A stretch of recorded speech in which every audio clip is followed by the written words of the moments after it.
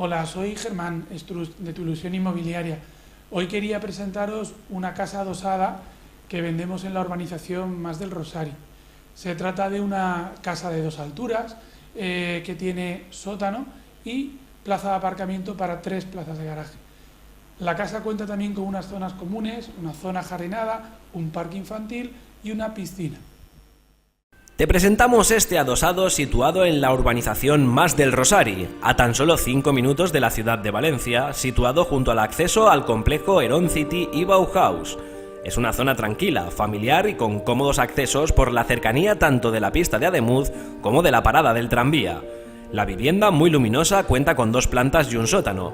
En la primera planta nos encontramos con un amplio comedor que tiene salida a la terraza posterior de la casa, la que da al acceso a las zonas comunes, donde hay un parque infantil, zona verde y piscina.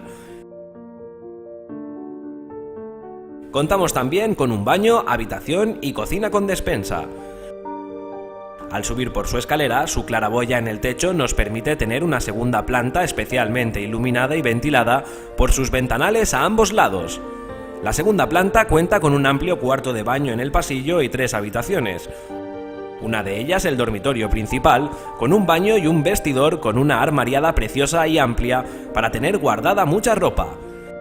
El sótano está preparado para un sinfín de posibilidades, como hacer una bodega o reunirse con familiares y amigos. Seguro que te encantará diseñar tus tardes de ocio.